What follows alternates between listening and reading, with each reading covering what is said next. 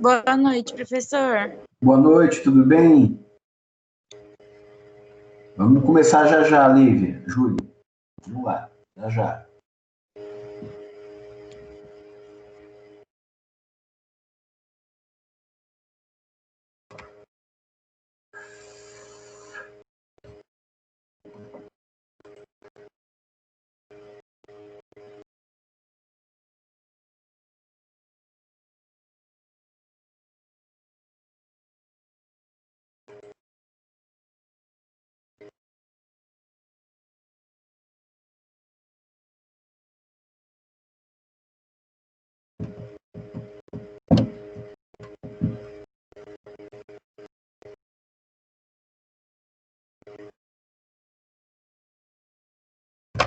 Quente, né, moçada? Puxa, muito quente.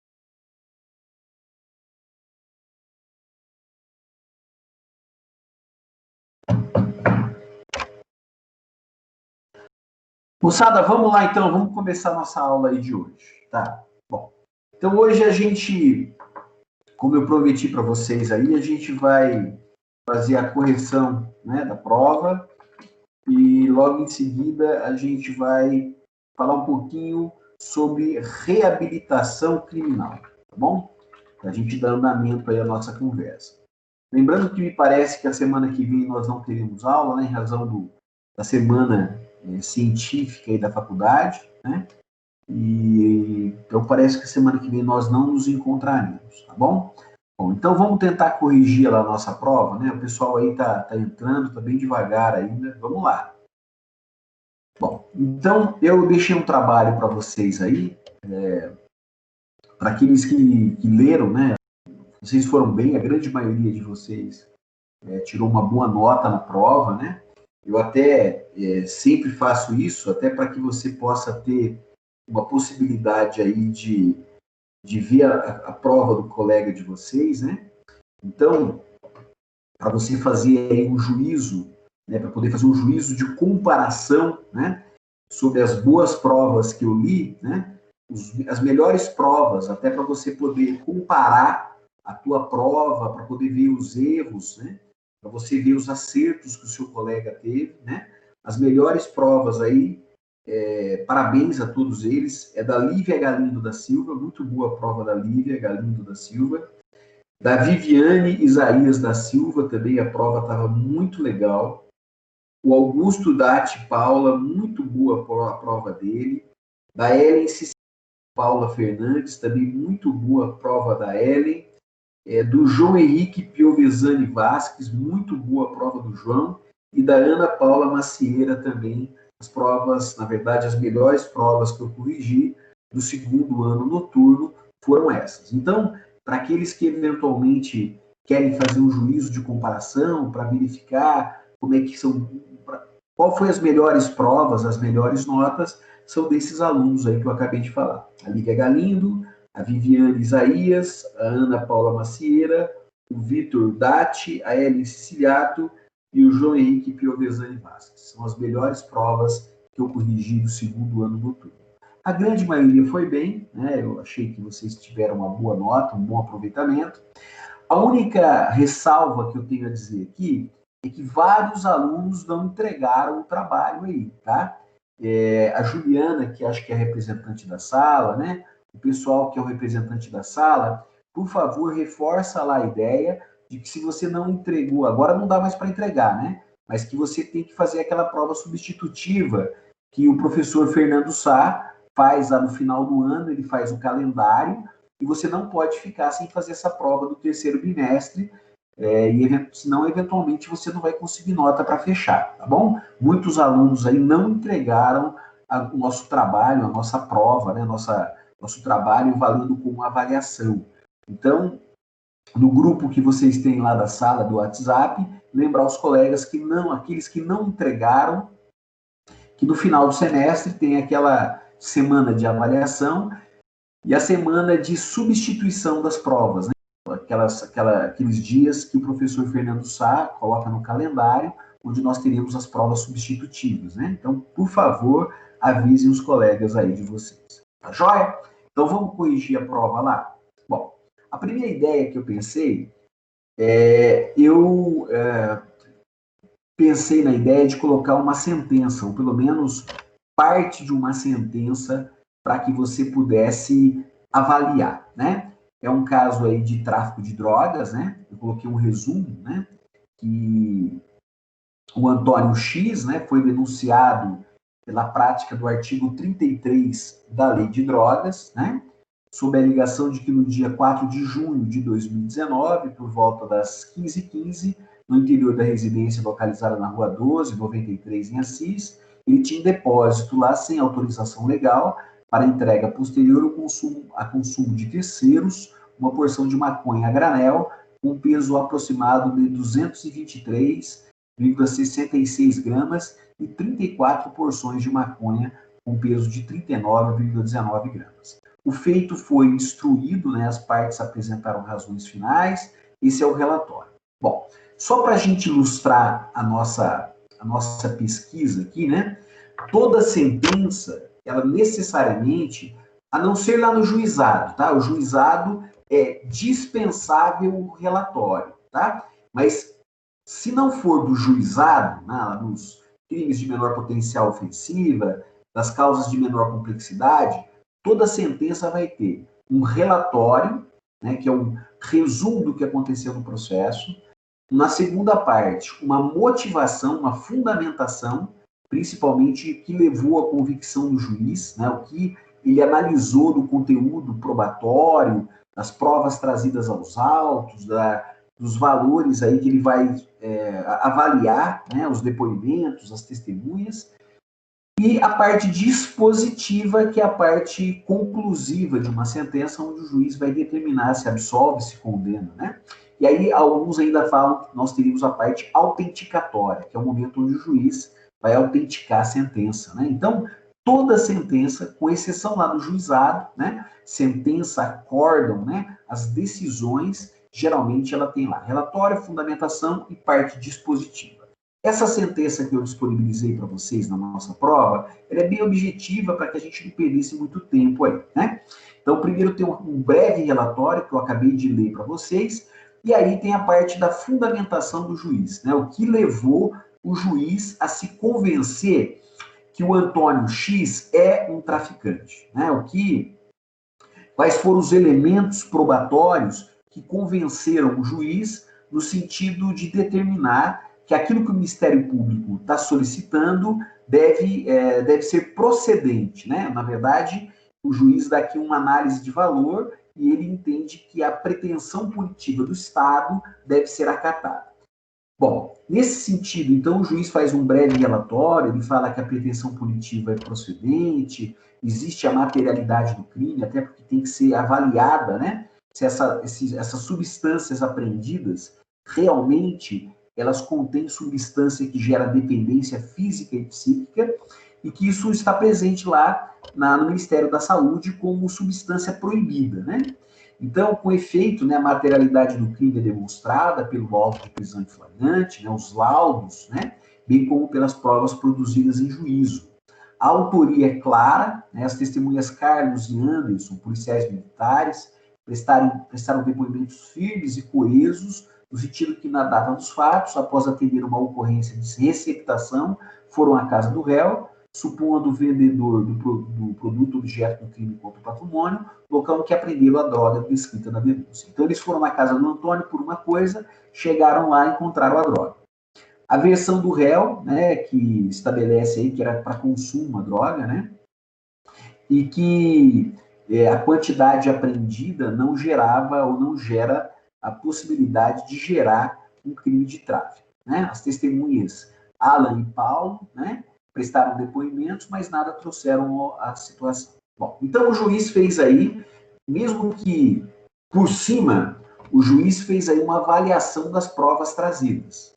Então ele coloca assim, né, ele conclui que os depoimentos dos policiais, a maneira como a droga apreendida, foi apreendida, né, a situação como aconteceu a prisão em flagrante do Antônio, o convenceram, né, as provas o convenceram de que o Antônio deve ser condenado. Já a partir daí, olha que ele começa aí, ó, a partir daí começo a fixar a sanção penal. E aí o juiz fala que não tem circunstâncias judiciais desfavoráveis e já estabelece a pena base em 5 anos, né, de reclusão e 500 dias multa. Reprimenda que ele torna definitiva, né, porque a despeito do réu ser entre 18 e 21 anos, a sanção penal não pode ser fixada abaixo do piso. E, portanto, não existe agravantes, causa de diminuição e de aumento de pena. Ele ainda entende a questão da inconstitucionalidade, ele tenta discutir um pouquinho aí o parágrafo 4º, né, da Lei de Drogas, que, afastando, inclusive, a aplicação do parágrafo 4º do artigo 33, dizendo que a quantidade da droga não poderia gerar a aplicação desse parágrafo, que, no caso concreto, é uma causa de diminuição de pena. E aí, o regime ele estabelece fechado, né? E ele estabelece aí o critério dias-multa, né? 1/30, né, do salário mínimo vigente na data dos fatos. Bom, logo em seguida, ele reforça a ideia da condenação, ele resume, né? Ele julga procedente a pretensão punitiva, condena o réu, né, a pena de 5 anos, a ser cumprido em regime fechado, e 500 dias multa, cada um fixado em 1/30 do salário mínimo vigente na data dos fatos. Ele mantém a prisão, o sujeito está preso e, portanto, continuará preso, e ele entende, né, que essa legislação que alterou o artigo 387, inciso 4º, não é possível o chamado Instituto da Detração Penal. O que é isso? O tempo que o sujeito está preso provisoriamente, ele entende que não é possível descontar, no momento da sentença, que não é possível descontar para melhorar o regime inicial de cumprimento de pena. Joia? Ele mantém a condenação, determina que o réu continue preso. Olha no último parágrafo assim, ó. Após o trânsito julgado, ó, os efeitos de uma condenação criminal aqui, ó. Ele pede para oficiar o cartório eleitoral, justamente para comunicar a condenação. E na aula passada nós conversamos com vocês sobre os efeitos de uma condenação criminal, um trânsito em julgado, e, portanto, ele determina aí, como efeito da condenação, a suspensão, né, dos direitos políticos do Antônio X. Bom, era essa, na verdade, a nossa sentença. E aí, com base nessa sentença, nós fizemos aí 5 perguntas para vocês, tá? Cada uma delas valendo aí 2 pontos, né? Então, a primeira pergunta, talvez uma das perguntas fáceis, né? Diante a menoridade, uma menoridade que eu digo é menoridade relativa, tá? Ele tem entre 18 e 21 anos. E mediante a confissão, quais seriam os efeitos que isso geraria na dosimetria da pena? Se você assistiu às nossas aulas, ou presencialmente, ou assistiu às aulas gravadas, você iria verificar lá que a menoridade e a confissão são atenuantes que estão previstas lá no artigo 65, inciso 1º, e o inciso 3º, a linha D do Código Penal. Bom, então, a menoridade e a confissão são atenuantes, tá joia? Bom, dentro do critério trifásico, essas atenuantes podem gerar uma redução da pena abaixo de 5 anos. Então, como você aí, a gente vem conversando, se você fosse abrir lá a lei de drogas, você ia perceber que a lei de drogas tem reclusão de 5 a 15 anos, mais multa de 500 a 1.500 dias multa. Então, no nosso caso aqui em concreto, o juiz, ele entende que, como a menoridade e a confissão não poderiam reduzir a pena menos de 5 anos, ele manteve a pena em 5 anos de reclusão. Bom, mas o que é interessante aqui a gente discutir? Eu pedi para você, como é um trabalho, uma das primeiras coisas que eu gostaria que você tivesse olhado aí na hora de montar o trabalho é a súmula 74 do STJ. O que fala essa súmula 74 do STJ? Que fala que para reconhecer a menoridade é necessário prova com documento hábil. Que documento é esse para demonstrar que o jovem tem entre 18 e 21? A certidão de nascimento dele ou o RG, que venha demonstrar que ele tem direito a essa atenuante. Então, eu gostaria que você tivesse falado sobre essa súmula 74 do STJ. Uma outra súmula que nós falamos em sala de aula também, que é muito importante, é a súmula 545 do STJ, que você também poderia destacar aqui dentro da sua resposta, né? Que a súmula 545, ela estabelece que também a confissão é um elemento muito importante e mesmo que a confissão seja qualificada, ela deve ser entendida como um atenuante. E por último, a última súmula, que também é recente, é uma súmula nova, que eu até acho um tanto inconstitucional, mas é a súmula nova, é a súmula 630 do STJ. O que essa súmula 630 do STJ estabelece? Que para que o réu tenha direito a atenuante de confissão no tráfico de drogas, ele deve reconhecer a condição de traficante. Tá? Não basta a mera admissão da posse ou a propriedade para uso próprio. Eu até acho, moçada, né, para quem está acompanhando a nossa correção da prova, que essa súmula 630 do STJ me parece um pouco inconstitucional. Por que essa súmula 630, essa nova súmula 630 do STJ, a gente poderia discutir a inconstitucionalidade dela? Porque ninguém é obrigado a produzir prova contra si mesmo, não é? Isso não faz parte lá daquele princípio, do princípio constitucional do direito ao silêncio. Então, o sujeito, me parece que, como a lei não traz exceção, me parece que esse é o entendimento que dá para ser discutido em sede ainda de juízo, né? Em sede de recurso, em sede de discussão, até eventualmente os tribunais firmarem um entendimento sobre essa súmula 630 do STJ.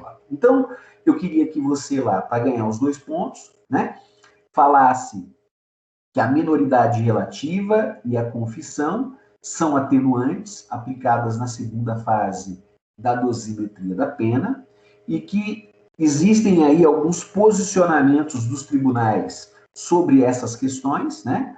A súmula 74 do STJ, a 545 do STJ e a 630 do STJ. E é importante também que você mencionasse aí na sua resposta que nessa primeira fase a pena não pode, na verdade, na primeira e na segunda fase, a pena não pode ficar abaixo do mínimo legal. Como o mínimo legal aqui no tráfico de drogas são 5 anos, o juiz, mesmo que o réu tenha minoridade relativa, mesmo que ele viesse a confessar, aparentemente a sentença está correta, mantendo a pena no mínimo, que é 5 anos, já que isso não poderia ficar aquém do mínimo legal. Então, essa seria a resposta da primeira questão que nós trabalhamos aí com vocês. Bom, Cláudio, e a segunda questão? A segunda questão já é um pouco mais complicada, né? Porque essa segunda questão, ela fala do parágrafo 4º da Lei de Drogas. Cláudio, por que você trouxe para nós aí um trabalho falando sobre a Lei de Drogas? Porque a grande maioria dos casos hoje, no âmbito criminal, você vai encontrar aí, na maioria das vezes, você vai encontrar... E outra coisa, tem até uma súmula ainda na primeira questão, né? Ao lado aí dessas 4 que eu falei para você, também tem a súmula 231 do STJ, tá? Que é uma súmula interessante também, que você deveria fazer menção a ela também, tá? O que fala essa súmula 231? A circunstância, na verdade é importantíssima essa súmula, na primeira questão. A súmula 231 do STJ, né? A incidência da circunstância atenuante não pode conduzir à redução da pena abaixo do mínimo legal. Então, ainda na primeira resposta, né? Na primeira questão, súmula 74, súmula 231, súmula 545 e a súmula 630 do STJ, que você deveria ter contextualizado aí na tua resposta da primeira questão. Com relação à segunda questão, se o parágrafo 4º do artigo 33 permite o juiz alterar a pena do sentenciado e a reduzi-la abaixo de 5 anos, abaixo do mínimo legal. E aí você teria que fundamentar a sua resposta.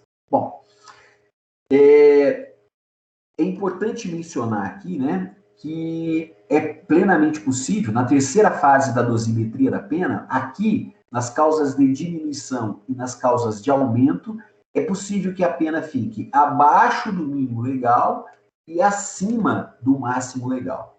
Então, se o juiz, no nosso caso aqui, o juiz entendeu que não aplicaria o parágrafo 4º, justamente porque a quantidade da droga não se encaixaria aos requisitos do parágrafo 4º. O que fala esse parágrafo 4º do artigo 33? O réu não pode fazer parte de organização criminosa, ele tem que confessar e não pode ser uma quantidade excessiva, né, de droga, né? Então, em regra, ele teria que ser aí primário, bons antecedentes, não se dedicar a atividades criminosas, organizações criminosas, né?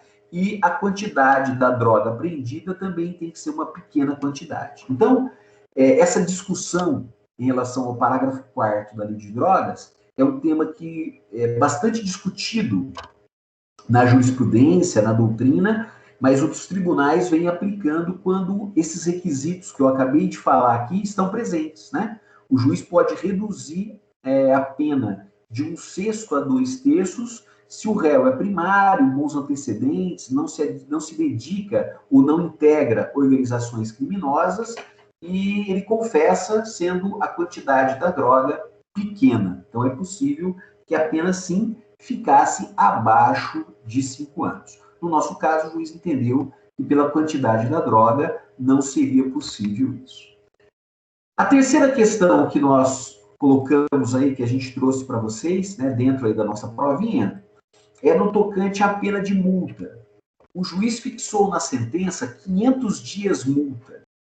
Qual o valor em reais fixados pelo magistrado a título de multa? O não pagamento da multa pode gerar a prisão do sentenciado? Fundamente sua resposta. Bom, se você utilizou aí, né, o salário mínimo, né, 998, né, na época, na data dos fatos, né, o salário mínimo vigente na data dos fatos, você vai perceber que era R$ 998, né? E quanto que vale um dia multa, naquela época, 33 e 27. Então, muitos de vocês chegaram aí à quantia de 16.633,33, tá bom? Era esse o valor que você tinha que fazer. Era só dividir o salário mínimo federal por 30, já que o mês tem 30 dias e o critério é 1/30, você descobriria quanto vale um dia multa, né? Quanto vale um dia multa, se são 500 dias multa, era só multiplicar por 500, você teria o valor total da multa. Você já sabe, né, que hoje, né, segundo o artigo 50, 51 do Código Penal, a pena de multa, ela é dívida de valor, então ela vai ser executada. O não pagamento da pena de multa, segundo, a partir de 1996, não autoriza mais a prisão, né? Segundo a Lei 9.268 de 96, não autoriza mais a prisão do réu, tá? Isso vai ser executado na área civil. E nós temos uma discussão hoje, né? Muitos de vocês, eu não vi essa discussão aí na prova de vocês, eu até falei em sala de aula sobre isso. Quem é que vai executar essa pena de multa? Né? Quem é que é responsável pela execução da pena de multa? E aqui nós também temos uma súmula. Inicialmente, nós tínhamos uma súmula 521 do STJ. Essa súmula 521 do STJ determinava que quem executa essa pena de multa quando ela não for paga, ou quando ela não era paga, seria o advogado, né? O procurador da Fazenda, né? O procurador da Fazenda, que é o responsável pela cobrança tributária, o advogado do Estado, que era responsável por essa cobrança. Com a alteração recente agora, em 2019, 2020, com o pacote anticrime e a mudança do artigo 51, né, o artigo 51 do Código Penal, foi alterado com o pacote anticrime e, diante dessa mudança, né, a doutrina diz que, como a pena de multa é cobrada na vara de execuções penais, quem passa a ser o responsável por essa cobrança seria não mais o procurador, o advogado do Estado, mas sim o Ministério Público, tá bom? Esse entendimento vem já em sintonia com uma decisão do STF, né, na ABI 3150. Né? A ABI 3150, já desde 2018, já atribuía também ao Ministério Público legitimidade para a cobrança, tá? Modificando o entendimento e, portanto, hoje, com base no pacote, na legislação do pacote anticrime, que modificou o artigo 51, e a pena de multa vai ser cobrada em sede de execuções penais, quem tem legitimidade para cobrar é o Ministério Público. Bom, a quarta questão, né? Poderia o juiz, reconhecendo a aplicação do parágrafo 4º, né, do artigo 33, determinar o início de pena em regime aberto? Né? Sem dúvida nenhuma. Né? Por que ele poderia fazer isso? Primeiro, nós temos aí um habeas corpus que foi julgado pelo Supremo, né? É o habeas corpus 118.533, que foi julgado em 2016, né? Onde entendeu que o tráfico privilegiado, que é justamente esse do parágrafo 4º do artigo 33, não tem natureza hedionda, né? E a partir desse momento foi encaminhado ao Senado, e o Senado Federal editou uma resolução muito importante, que é a resolução número 5, né, de 2012. Né? Essa resolução número 5 de 2012 do Senado, a partir da comunicação da decisão desse habeas corpus, autoriza, sem dúvida nenhuma, né, que no caso de aplicação do parágrafo 4º do artigo 33, venha a pena, né, ficar abaixo do mínimo legal e autoriza o juiz, sem dúvida nenhuma, inclusive a determinar o regime aberto, substituindo a pena privativa de liberdade pela restritiva de direitos. Tá bom? Então, esse habeas corpus 118.533 de 2016, né? E principalmente a resolução número 5 do Senado, se for aplicado o parágrafo 4º do artigo 33, é possível, sim, que a pena venha a ser cumprida em regime aberto, tá? Até porque o nosso cliente, em tese, aqui seria primário. A última questão, né, para a gente fechar a nossa discussão aqui, promova o resumo do critério trifásico de dosimetria da pena, e no caso concreto avalia a sentença do juiz, indicando eventuais erros para ser atacado pelo recurso de apelação. Bom, no tocante aí no tocante à discussão do resumo, né, você poderia muito bem ter discutido, pegado o resumo que nós deixamos aí para vocês, né, e ter debatido aí, né, ter trazido um resumo para você, né, não para mim. Você poderia ter feito aí um resumo do caso, né, um resumo desse critério trifásico. E alguns pontos que você acha aí eventualmente negativos, né? Talvez, né, o juiz aqui não fez muito adequadamente o artigo 68, né? Ele não fez certinho lá a primeira fase, segunda fase, terceira fase.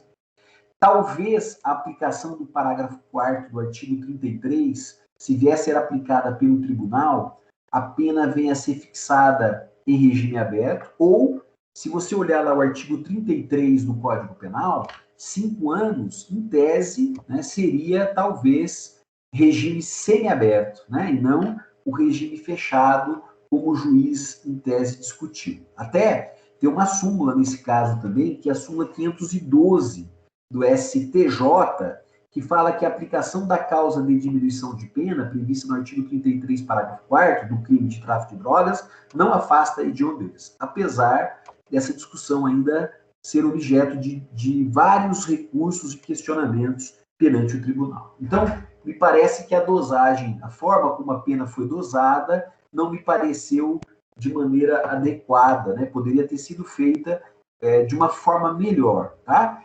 Utilizando lá o primeiro, a segunda, a terceira fase, para que ele pudesse eventualmente trabalhar com isso aí, tá? E, de uma certa maneira, os 5 anos permitiria, talvez, o juiz aplicar o regime semi-aberto e não o fechado. Uma outra discussão que eu encontrei nas provas, né, que ele fala que inicialmente fechado, porque hoje, para o tráfico de drogas, também é permitido a progressão do regime prisional. Fechado, semiaberto e, finalmente, o regime aberto. Então, era isso que você teria que discutir aí na prova, né, para que você pudesse ter uma pontuação, né, uma pontuação, grande parte de vocês foi bem, né, mas esse foi o resumo aí da nossa prova. Alguma dúvida sobre o resumo? Algum questionamento? Alguma dúvida sobre a correção da prova? Parabéns, Joana, novamente, a Lívia, né, que está assistindo aí, a Viviane, provas muito boas de vocês, né, pelo menos acho que a Lívia, a Viviane e a Ana, que é a Ana Paula Macieira, muito boa as provas que vocês fizeram, parabéns. Bom, é isso que eu tinha para falar para vocês hoje aqui, né, a gente vai continuar falando com vocês, né, eu até gostaria muito que você passasse os olhos, tem um material muito legal que se chama Reabilitação Criminal. Ele está lá no site, você não consegue baixar, tá? Mas você consegue ler sobre a reabilitação criminal lá no site Âmbito Jurídico. São 2, 3 pagininhas que eu gostaria muito que você desse uma lida para a gente poder discutir, não na semana que vem, né, já que a gente vai ter aí, encontro científico aí, apresentação dos trabalhos. Até tem um aluno, que é o Juan, fez um trabalho muito legal, muito bacana, sobre o artigo 3º do Código de Processo Penal, sobre o juízo de garantias, né, um artigo dele, o trabalho dele está ficando muito legal, e ele vai apresentar aí na nossa semana científica, tá bom?